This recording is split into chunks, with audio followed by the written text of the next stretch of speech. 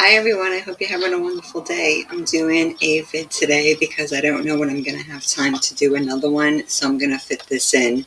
My poor sweetheart, he had to go into work today, so he'll be home soon, and we'll probably do a nature walk today. It's actually a very mild day in Massachusetts, so I guess I'll get out of my cave, guys, and go out there. So if anyone's wondering, how has she put up so much stuff? Well, I'm definitely like this character. I'm always like, need input, too funny. And my children are grown. Like, I was a young mom. I never had, this is stuff I always wanted to do in my spirit. Always, thought to myself, well, there'll be a day where I can live life, because when you're young and you're overwhelmed, you can feel like it's never going to end. I mean, it was that difficult for me. I don't like getting too into it, but I do like to share my stories, because now that I can sit back and reflect, it's like, the lessons I learned. And I wanted to do this video.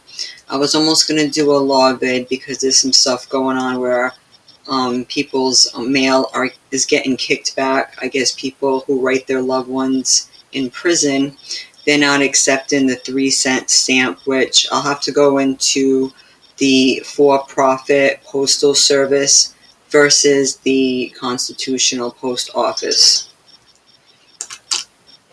I did a bit of that yesterday, and because I have a bunch too, 3-cent stamps and stuff, and I have the corresponding laws and things like that. Stamps are pretty fun, guys. They're really, really fun. If you don't have one of these are really helpful.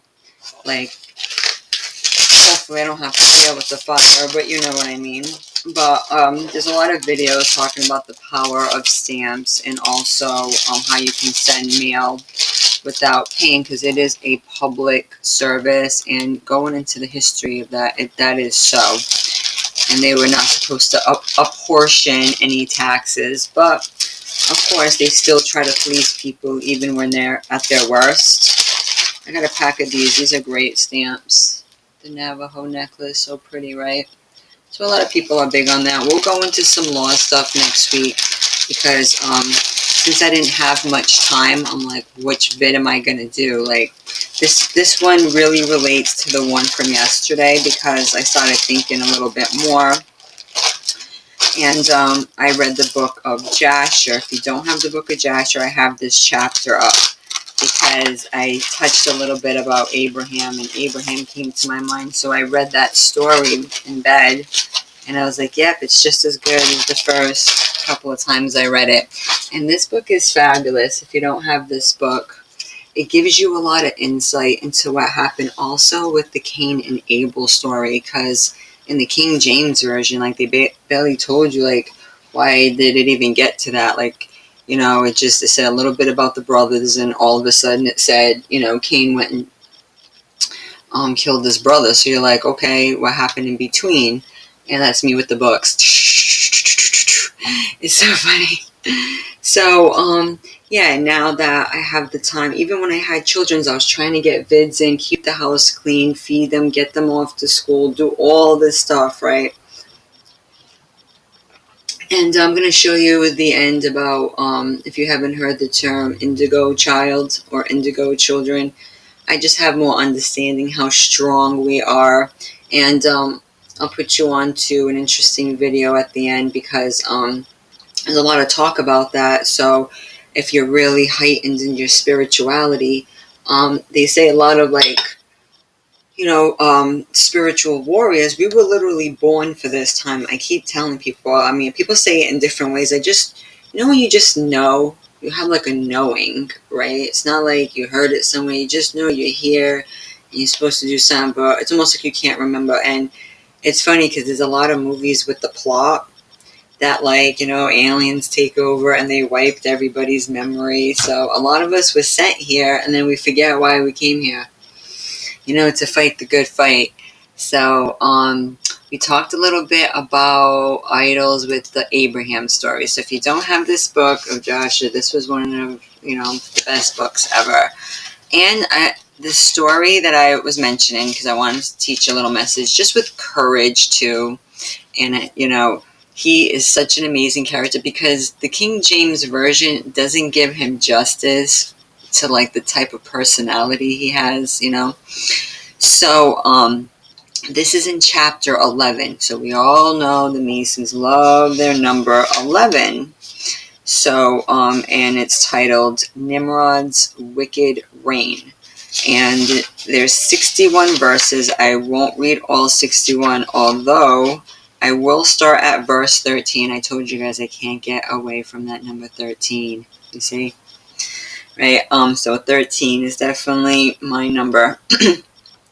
And it says also like the years of the timeline. So I really like learning about chronology and like what time we're really in, because I feel so lost half the time, you know, because we're not on the Most High's calendar. We're on, you know, the Catholic, you know, false Trinity network, right? The Egyptian Trinity network. It's terrible. So, and it says 1998 Anno Mundo. So I think that means year of creation, which I like the AM because it goes back. So it gives you, yeah, year of creation. So I really like the way that's noted. And you learn a lot too, because a lot of us, like we go through what we need to go through, whatever time of your life we're dealing with. A lot of people go through it differently, and you know, that's a beautiful thing. That's what makes us unique. But what is telling in this, in these stories, which a lot of people, I'm sure, go through it, like you got to be set apart and learn, and it takes years and years and time, you know, because a lot of times when you're learning and you're so excited and you know, might not, you know, because these intellectuals like to sit there and throw their little jabs when everything they say is like hogwash, right? And you're on your journey. You know, you're on your journey. You know, a wise man knows he knows nothing, right? The more you know, the more you realize you don't know. So it'll take years and years, and you might have to study. Like, that's why it's good to, you know, I always give shout out to different teachers, because yeah, it took me years. So I was, you know, I had too much drama going on to focus on the stuff I wanted to focus on. So when I had the time, I got into this stuff. It's been 8 years, like hard, you know. So now that I have like a working understanding and continue, this is like a sword. You can't just let it go dull, right? You want it to still cut. The sword of truth must be sharp. That's why on my Alpha 7 Media, my backup channel, I got the sword. Because you got to keep it sharp, right? So you got to continue. And that's just something you got to do. And it does take time, you know. And you got to love it, you know. I love biblical narratives just as much as I love learning the law, you know. But if I'm pressed for time, I'm going to pick what's more important, right? And I brought up the Abraham story, and I was like, hey, a lot of people probably don't even know that story and how inspirational it is and how it's the same today, right? You know, anybody want to go out and start, you know, playing baseball with these idols, like, you know, in the name of Abraham? In his memory. It's getting close to that time, guys, because we're getting sick of seeing this stuff everywhere. And like I was saying yesterday, there's the Zeus for all his children. Isn't that ridiculous? You know, because he screws everything, so rapey. I was saying yesterday how disgusting it is how they have a better accommodations than a lot of people. They have like climate controlled buildings that probably cost how much to maintain. They have such lofty areas that they get to stay in, right? You know, it's bullshit. And a lot of these places are in Rome, like the Pantheon, so I'll read a little bit. But we have a lot of the influence right here in America, okay? Nothing different. And we talked about, you know, this, you know, the Lady of Fatima. Different versions of idols, as we know. In a lot of movies, you've noticed they put their arms out like that. They love to simulate that pose. Isn't that kind of what Leonardo DiCaprio did? Oh, and for some odd reason, the name Michelangelo popped into my head. A spirit works like that, so I don't know if it means anything, because Michael, Angel, oh, Angel, Michael, Angel, I don't know. But he was big inspiration. A lot of them you don't know, because they have all this talent, all this whatever. You don't even know who these characters are, but that name came up. I don't know if it'll become relevant later, just because of the history, because how they liken almost Jesus with Michael, and Michael is so revered in the Christian church, just that name, Saint Michael this and that, Michael the Archangel. A lot of the children, I seen credit unions with that name, you name it. Okay, I have a cousin with that. Like, who doesn't know somebody with that name? And I think,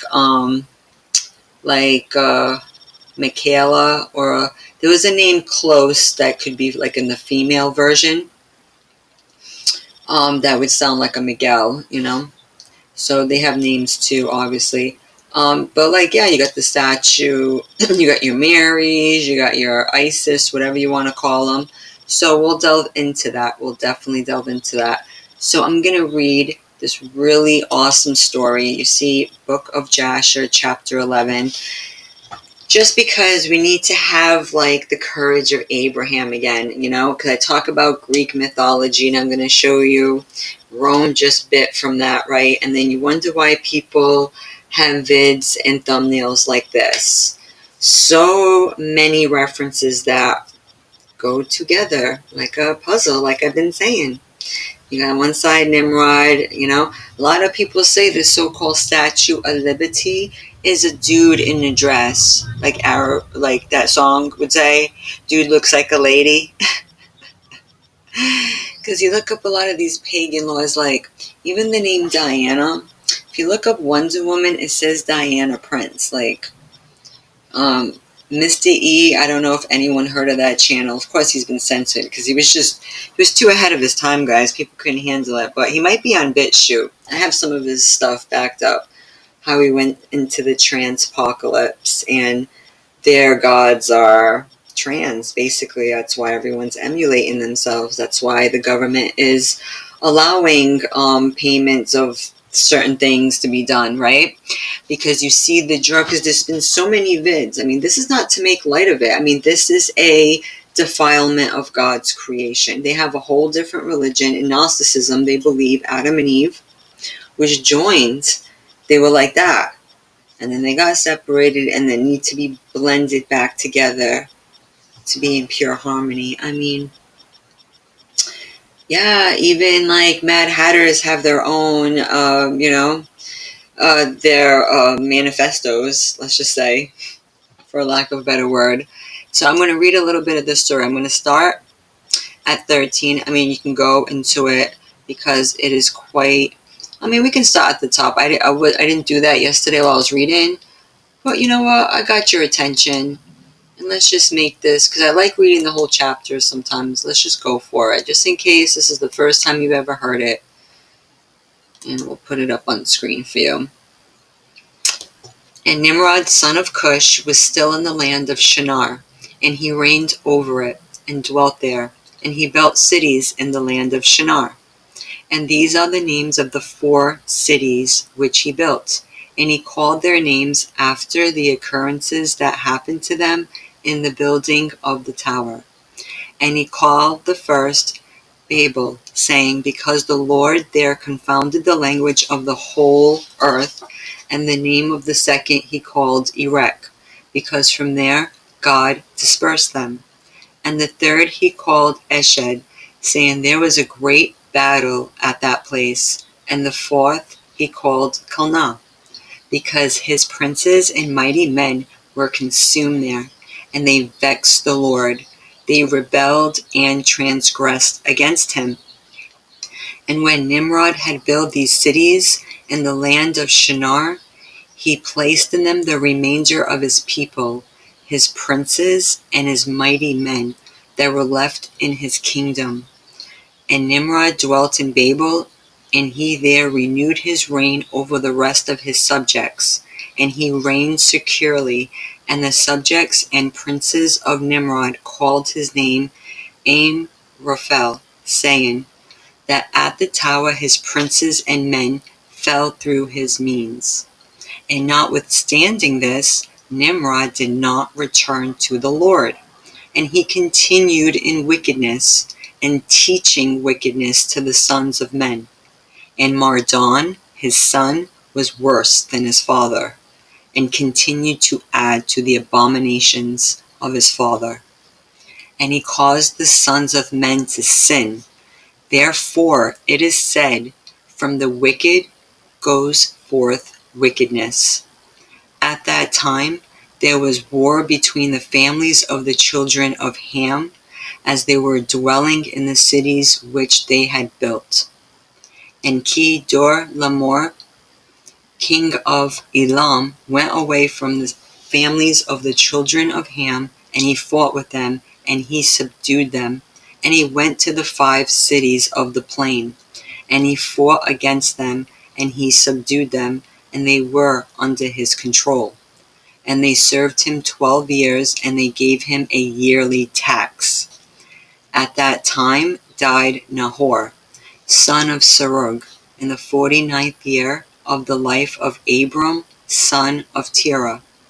In the 50th year of the life of Abram, son of Terah, Abram came forth from the house of Noah and went to his father's house.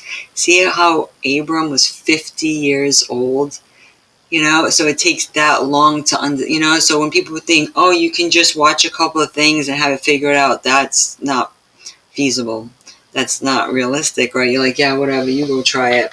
Because a lot of the greats, they had to go and, put your head down, and that's what I do. And the little things that I learn along the way, I don't say everything I learned, you couldn't possibly.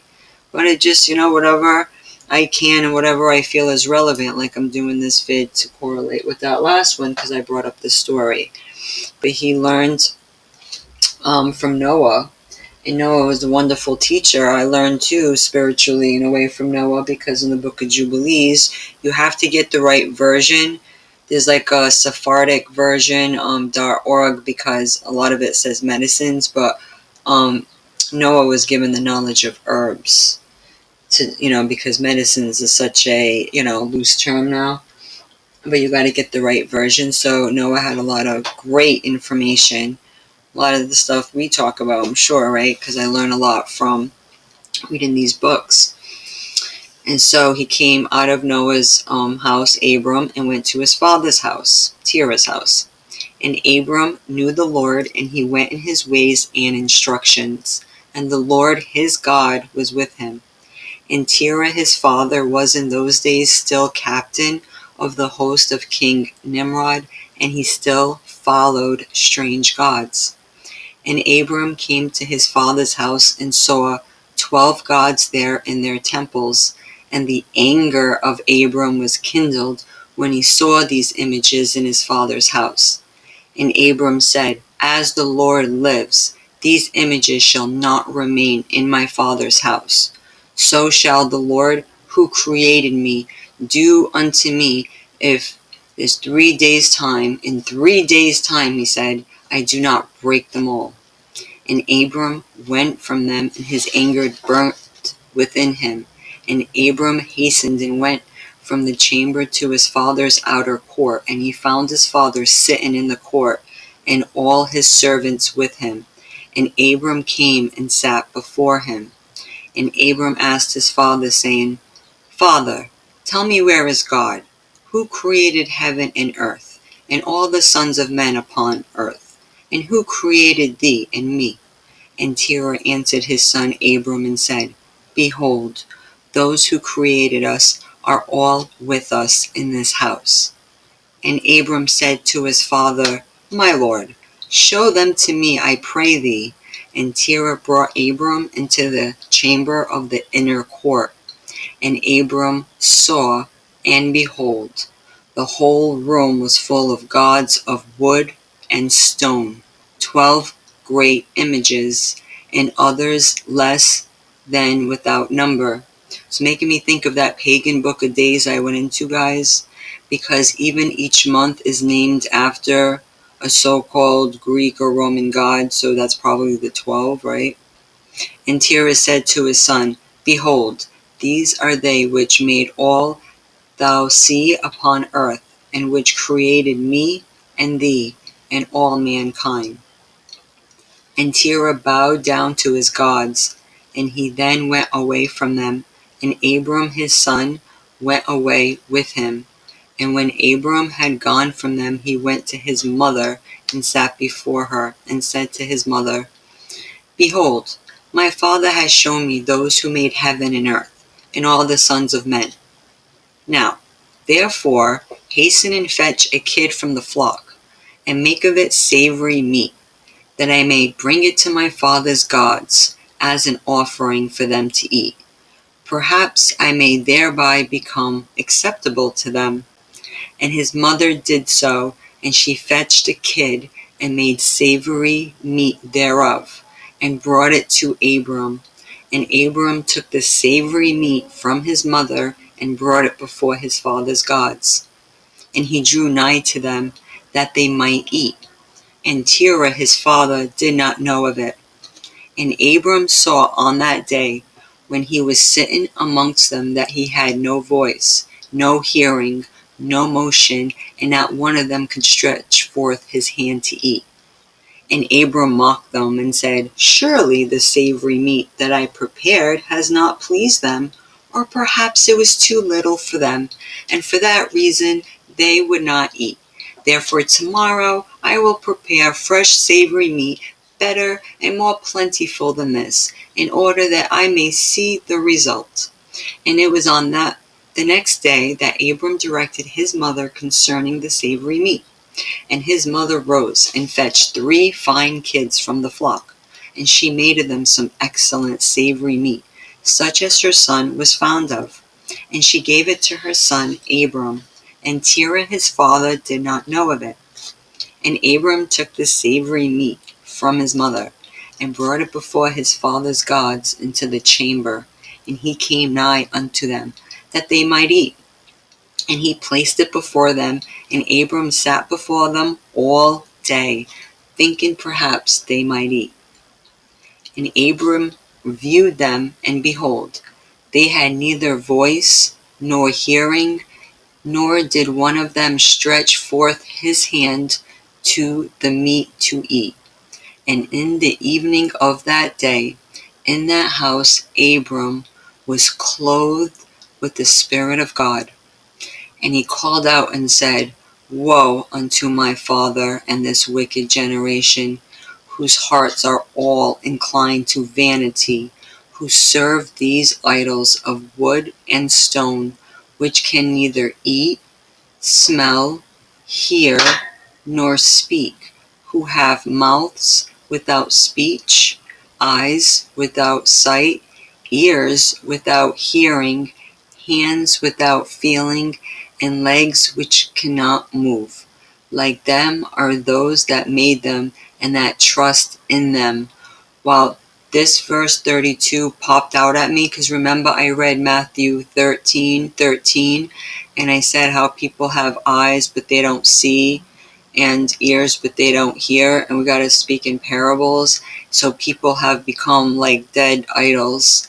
And this, because I was reading this, I'm like, this sounds so familiar to what I was reading yesterday when I had Matthew chapter 13:13. I kept saying this 13, guys. It's just one of those things.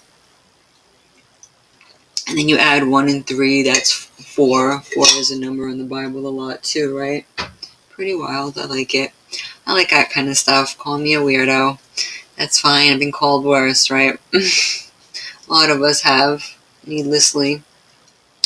So it says, so right there it says, like them, so are those that made them, that trust in them.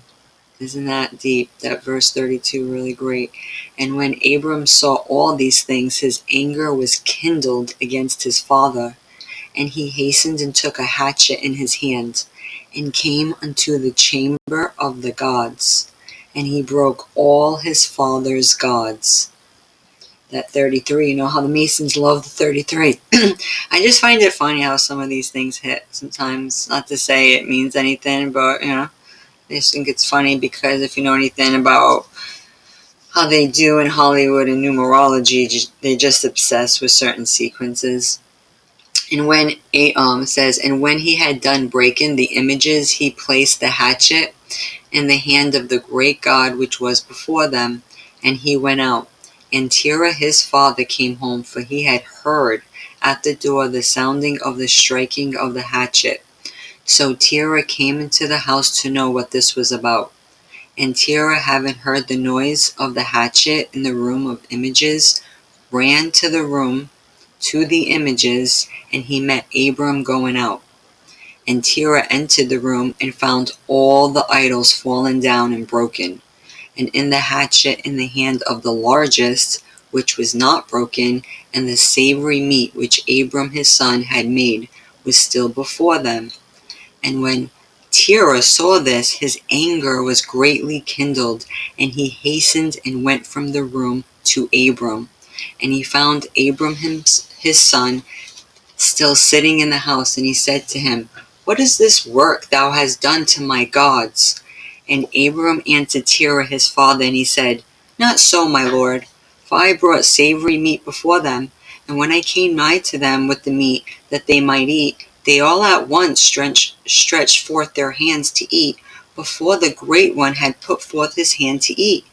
And the large one saw their works that they did before him, and his anger was violently kindled against them, and he went and took the hatchet that was in the house, and came to them, and broke them all. And behold, the hatchet is yet in his hand, as thou see. And Terah's anger was kindled against his son Abram when he spoke this. And Terah said to Abram his son in his anger, What is this tale that thou hast told? Thou speakest lies to me.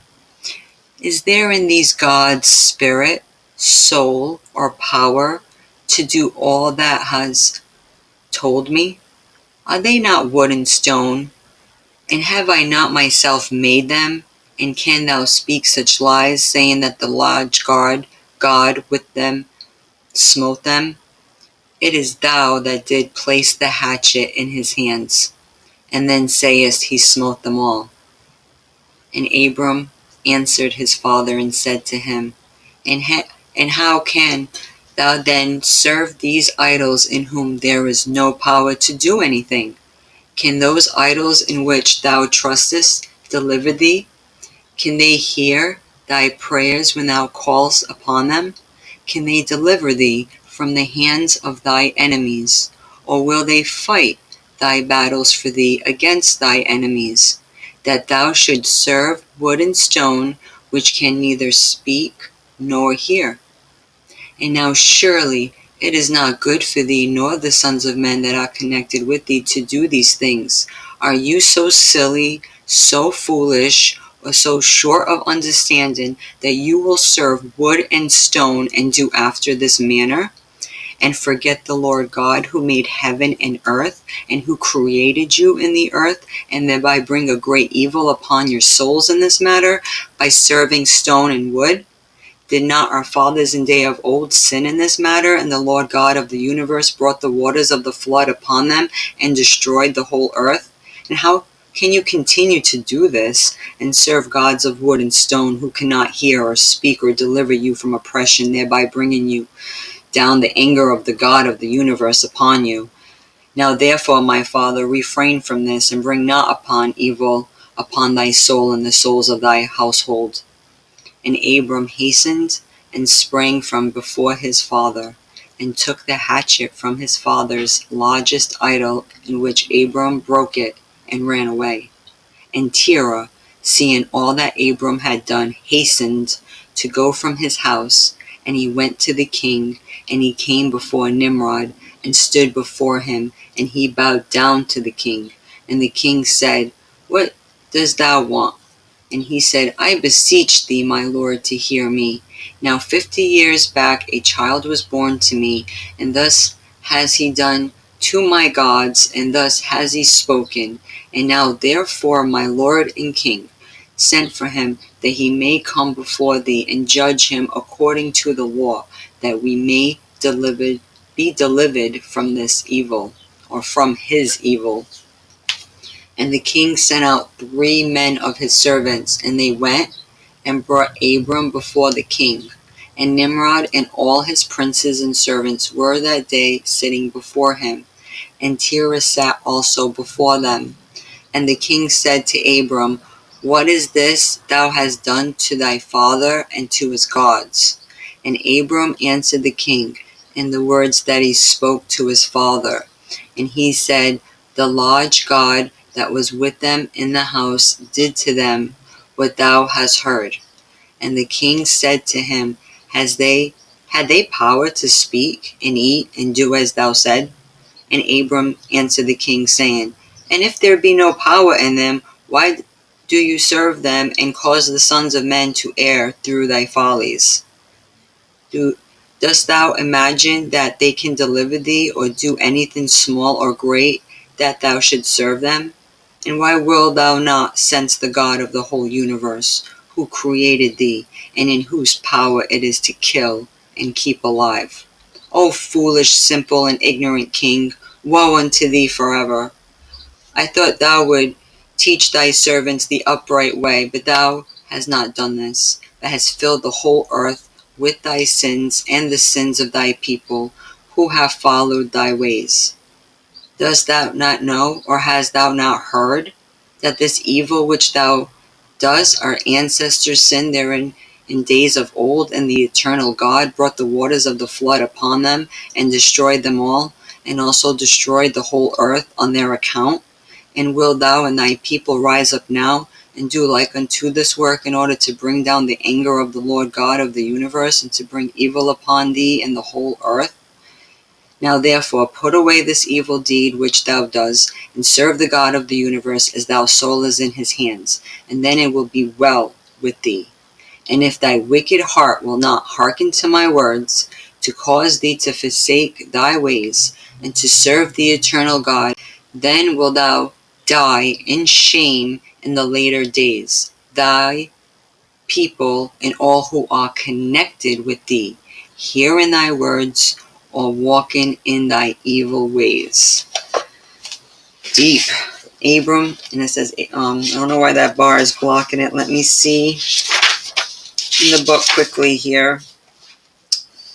That was verse 60. And let me see what the beginning of 61 says. And when Abram had ceased speaking before the king and princes, Abram lifted up his eyes to the heavens, and he said, The Lord sees all the wicked, and he will judge them. Isn't that the truth? That was that really helped me a lot, guys, just to see a lot of perspective. And I have a small anecdote story to share, and the rest of the short story is really cool. When you listen to the rest of the story, I don't know why this is like super big. Let's put this back.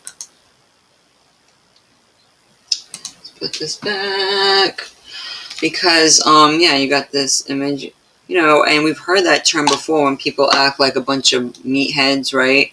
You call them a Nimrod, like, stop being a damn Nimrod. And at the end, Terah actually he comes around, but he really persecutes his son for a while, and it got really crazy for a minute. And I can totally relate, because my mom is like that, Terah. She's still caught up though, so all I can do is pray for certain people in my family, because a lot of people, especially, I don't know what it is, but these porcelain dolls, I personally think they're the creepiest things you've ever seen, right? And she used to love buying these stupid things, and I used to tell them, that's an idol. I don't care if it's 30 feet tall. I don't care if it's like in a museum. You know what I mean? It doesn't have to be just like that, right? There are many different kinds, and she would be really into these idols. And at some point, she was selling them, not too long ago, and I was so vexed. I had this the story in mind, right? And it's like, these are when you think of that story, I guess this is in Pio Clementino Museum, Vatican, Rome. Of course, Rome, you got Italy over there, they're all obsessed with this stuff. They're sick. But you think of these images, right? Kind of when you think of that story. So she was really big on these stupid idols. So I was like, you're such a hypocrite, Doll has the, idol has the word doll in it. You're saying what it is, but just because you don't want to admit it or whatever, right? Because they trick themselves. They don't realize Christianity is full of idolatry. It's no different than Catholicism. But some denominations really want to act entitled and so different. They want to act like they're so set apart, but they're not, right? It's the same pagan trash. So she had these dolls, and I was so vexed. I'm like, ew, what am I going to do with these dolls right here? Because I used to get hit, like, for messing with their hair when I was little. Like, she'd get dolls, and sometimes their hair, like the banana curls, and I would try to comb, and she's like, nah, you can't do that. Like, these idols get treated better than you. These people are freaking nuts, right? They have this affinity, right? And, idolatry comes out in a lot of different ways, because you got people with their false idols on TV. You say anything about them, they want to come and bring a pitchfork right to your door. So I was so mad when she was in the middle of selling them. So this instance, this was just a few years ago, so I was an adult when this particular story happened, and I was really, learning a lot of truth and stuff, and like I was being refined and all that, and like I pretty much had an Abram moment. So she had the dolls ready to be sold, and I would like go in the room where she would have them all displayed on her bed, like getting them pretty for their customers, and like trying to make profit off of this idolatry too. So I was even more vexed. I was so mad. So I would go to the dolls, right? And I was like, you cursed item. And I was like telling the Most High, like, I hate these things. And I would push the holes in their head. So, like, the eyes would be black and look all freaky. So when she, like, who would want to buy them like that? I don't know if you could, like, put a stick in there. And she'd be like, who the hell did that? Why did you? And, she'd be like, how are they like that? And I'd be like, I don't know. I have no idea. How the hell you get broken dolls? That's crazy. You were going to sell them like that? Like, that's terrible, right? Like... She already knew I didn't like them. I was already calling out. Like, they instinctively know, even though you deny, right? Parents know who's doing what, right? But it's fine, because she should have been ashamed of what she was doing. She really should have been ashamed of herself. And a lot of people don't realize that idolatry, like I said, you got your American Idol, you got all these people on TV, you hear their life story, you think you know them. It's like, who cares, They're all, who knows, like, what species they're probably the Dracos that were sent here to fight, and that's why we feel so out of place. But if you haven't checked this video, actually I wanted to show you before I finish out with that, just to show you how in America, we went into, just because, all these idols here, because I talked a little bit about the Fatima story in Portugal, and I guess there was another apparition in Spain. Of course, many apparitions, who know, probably make this shit up so they can do wars and all this. Like, who knows? Like, who knows what's going on? But there's just a lot of implications, because there was that George Washington prophecy, and then you got the whole spirit of Columbia. All of these things do connect, so I don't have all the pieces, but it is all idolatry. We definitely got to get into the spirit of Abram. Got to be courageous. You got to be strong. I'm ready to knock all this shit over. And people are like, oh, these monuments, people are taking down these statues and these idols. That's our history. Your history is idolatry. And that's why America's going through a judgment phase right now. Because right here, another one, it says, like, this happened in Spain. It comes in many forms. So you'll get a lot of this, and then you get, like, the Jesus image, almost looking like a Mary image, too. You'll start to see that. You're like, what's going on with this guy with the really long hair? Sometimes they refine features of him in, like, different pictures. Just really strange stuff. And if you think, oh, it's just in other countries, oh, no. Have you seen the Washington station? Greek and Roman influences on Washington. Let me just read a little. Just because, bringing it close to home, you always want to give people, like, real lifetime stuff that, hey, this is the new Babylon, right? It's Milton Paul. We already know of this. But Roman architecture, because we were talking about the Greek mythology, and they just brought it to the Roman era, and America's become the new Rome. I mean, just look at how the Vatican, you know, almost like the construction in DC, it looks like how the dome is in the Vatican too. They've said that. It says Roman architecture was unlike that of preceding civilizations. The grandeur of Greek, Persian, Egyptian, and Etruscan structures was mostly external. The intent was for the buildings to be impressive from the outside. So what made Roman architecture different? That they made the inside really fancy. You see how in history this is their Pantheon, circa 125, the time of so-called Jesus, right? All this stuff is already going on. And so, yeah, they just, you know, so you can tell, like, with Nimrod and all these state religions, I mean, you see what the so-called law is under these Babylonian codes that they try to push, and these Roman laws, which applies to law today. So that's why next week on Monday I'll go into some of it. I have a lot of law work I got to do this weekend. Do a little family time, little nature time, and we'll go into it. But I just wanted to show you how nothing new under the sun, and that America has a lot of these influences, right? There's a lot of ancient stuff on American soil. So this is the Union Station in Washington, D.C. Go look up pictures of that. You see right there how they're all standing up there. So Nimrod would be what, like the president or something today or something? So that's the interior, but you look at the architecture here, and then you go back to Europe, you know, very similar, right? Of course. And they have each column represents an ancient mythical god, creature, or noted thinker whose ideas inspire the construction and progress of railroads. Prometheus, fire; Thales, electricity; Themis, freedom and justice; Apollo, imagination and inspiration; Circe, agriculture; and Archimedes for mechanics. Learn something new every day. Didn't even read that far before.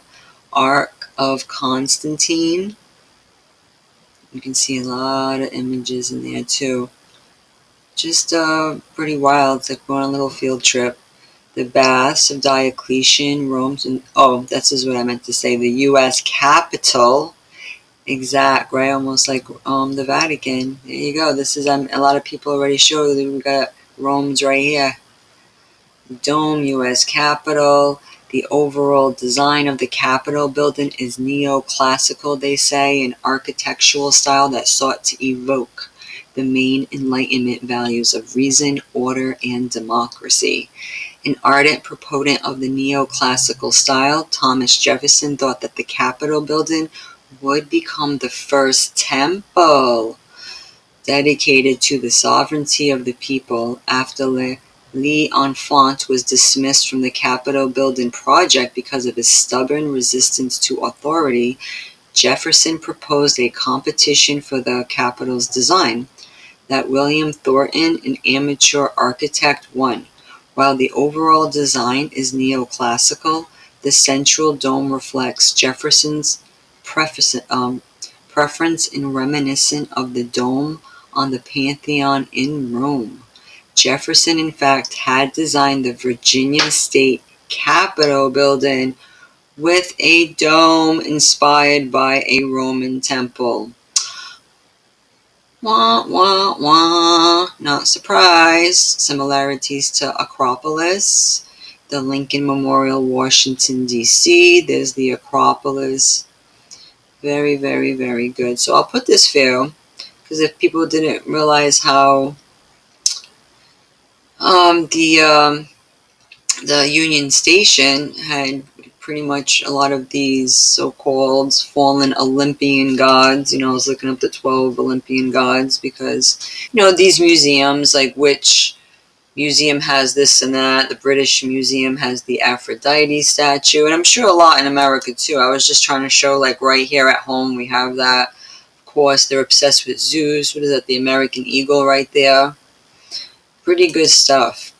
But we were here for a purpose, guys. I'll put this link to Dr. Delbert Blair. I don't know if you ever heard about indigo children and crystal children. It means to be physical, and that's another thing I got to say too. When you have a soul, you are not here trying to understand spirituality.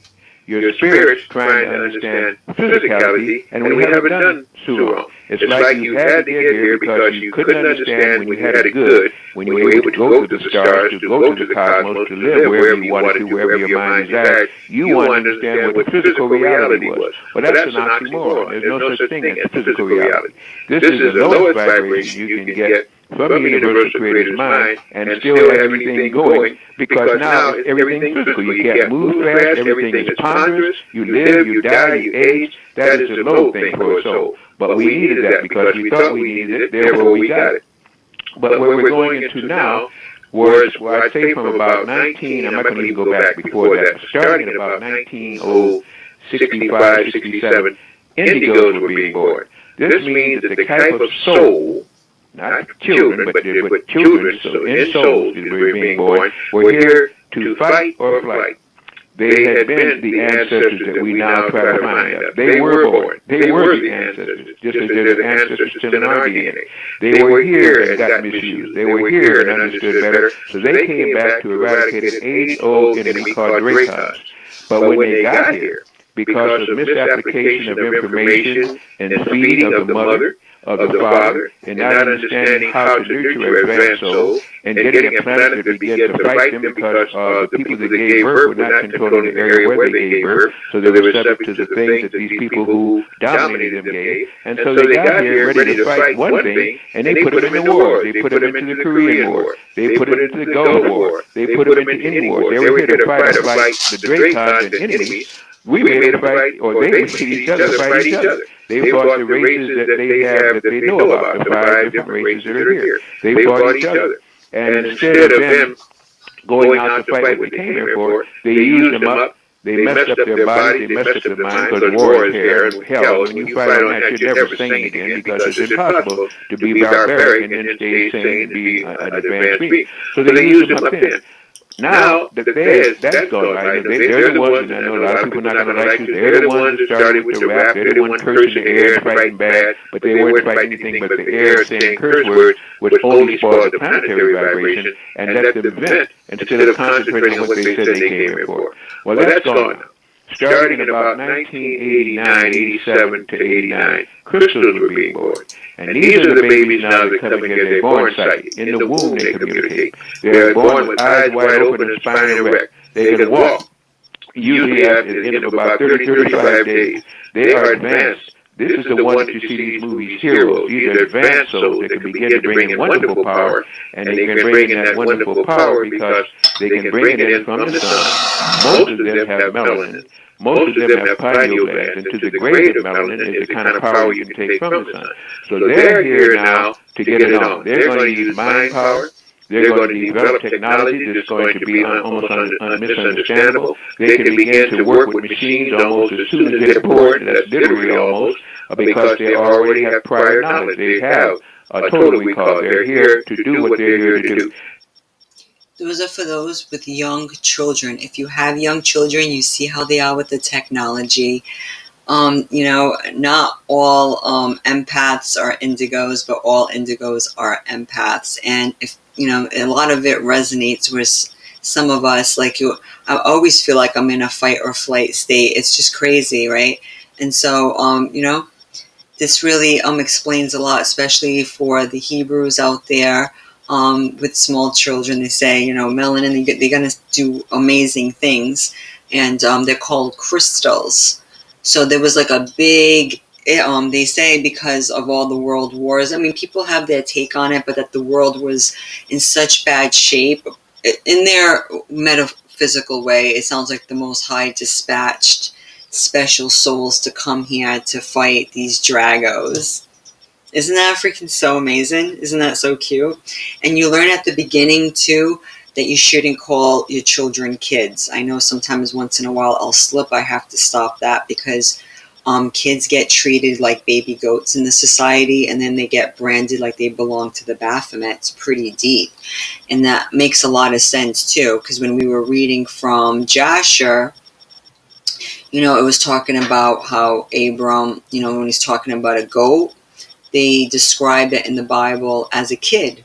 Like in verse 24 in chapter 11, where we were just reading, where it says, "Now therefore hasten and fetch a kid from the flock, and make of it savory meat, that I may bring it to." And so that's why a lot of bad things happen to these children, because they use words. These are witches and warlocks. I was talking a little bit about witchcraft this week, of course. Happy Purim. This is Purim month or whatever. Of course, you're going to get a lot of ghouly ghouls too. I don't have my pagan book of days, but I was saying a lot of sacrifices going on. And so we don't want to label our children kids, because in the demonic world, that gives them demonic jurisdiction. Now I know where I went wrong a lot growing up. When you don't know, you don't know. That's why you say, you call your children kids enough, they're going to start acting like baby goats, right? So that's just something to think about. That was a really, really good vid, because it really just resonated with me. I just wanted to put this vid up. I'm going to close out soon, go on with my day, go be the regular human being, right? Get out into the world, right? And that's totally fine. I just love doing these vids, because now I have the time to do it. I wanted to do this for years, and I was so gun shy. You see that I'm so chatty like this. It's way different than speaking to a large crowd. I don't mind that I get a large crowd, but it's a little different when you're doing it in front of a camera. It's more intimate, so you're a little more comfortable. So, but it really helps, like, keep all your thoughts together, share. I love sharing my antidotes, because I've just been through too much, guys. Somebody's going to resonate. I'm talking to someone out there, right? May not be you, but it might be somebody you know. It might be somebody, and you might hear these terms later. And this indigo and crystal children theme has been popular for a few years. I had my indigo shirt. I was going to put it on. I couldn't find it, so I put my sucker free, because I'm sucker free, guys. I was like, where's my indigo shirt figures? And I just got my hands full. I got to go do laundry right now too. So thank you so much. Have a wonderful day. I will put this article, because the influence of the Pantheon of Rome, it goes into that too. Is this the same article? But it just calls the influential architect of the architecture. And the difference between, I didn't know there was a difference between Pantheon or Parthenon, or Parth with an R. It says the Pantheon is in Rome, Italy, should not be confused with the Parthenon in Athens, Greece.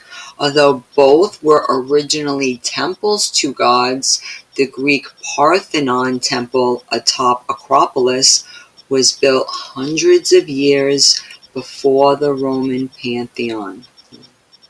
Excuse me. So yeah, a lot of crazy museums too. So I'll put those links for you guys, just to show like all the influence. There's just too much, because when I tell people what it is, you got the Roman law they give you. Half of these courthouses are nothing more than temples, and all of these places, and people are like, no, that's not, like, don't fight with dweebs, don't fight with fools. What do they say? Don't roll around with the pig, because you'll get dirty and they'll like it. They're already used to rolling around in mud and being nasty and gross, right? They just want someone to mud wrestle with. So just don't do it. And if you're dealing with someone in your family that is so like a Tira, like that's my mom all the way, still preaching that Jesus on her Facebook. I'm like, okay, there. We'll see what, between them and God, okay? Because we've been told time and time again. Of course, I tried to put them on, certain family members to these books. Goes in one ear, out the other. They're just like their dead idols, just like in that verse, Matthew chapter 13:13, and it correlates perfect with those that verse in the book of Jasher, chapter 11. They become like dead idols. they become just like their idols. They don't see, they don't hear, they don't even think anymore, and a lot of them don't even feel. You're seeing a lot of that too. So I hope this encouraged you. That story was too cool not to share again. And because I touched on it a little yesterday, and I'm like, oh, maybe some people don't have that story. I wanted to put that up. I'll come back on Monday if I have time to do like a little quick thing in between things. That's cool. If not, I'd rather come with more of like focus and have all my notes together and stuff too. But I'm constantly doing this stuff all the time because, you cannot live off bread alone. This is my spiritual food. I can go a day or two and just I do a lot of fasting, which is really good to reset your stomach if anybody has digestion and gastrointestinal issues. We got a lot of damage from Revelation 9 stingers. You see me drink a lot of tea also. I'm doing eucalyptus and mint. Peppermint is great for your lungs. I'm noticing too. A lot of stuff in the air, a lot of pollution can do a lot of harm to your lungs. So this has been helping me too. So they even say even if you're a smoker, if you mix natural tobacco with a few drops of peppermint oil, not only will you get that minty flavor and you can toss your menthol, it's actually good for your lungs. So a lot of cool ideas, but this is me. I love John. I used to love that movie, don't you? So cute. But yeah, I'll put this video too with Dr. Delbert Blair. I don't really know too much about him. I subscribe to JJ's channel. He's a pretty good guy. He puts up interesting content, so I'm already a subscriber. This came up today in light of everything we were talking about, guys. The Most High, all glory to him, right? We're just here to pass a message, and I'm just honored every day. So thank you. Enjoy your day. Get out there. Spend some time with your family if you can. Remember to be in the present as well, right? So just remember, when these people are acting up, they're just a bunch of Nimrods, but have some patience. Pray for them. Hopefully they'll turn out like the end of this story, which ended up being good. Tira, finally saw the light, so to speak, right? And all we can do is pray that our loved ones will eventually also follow suit. So have a wonderful day, and I'll talk to you soon.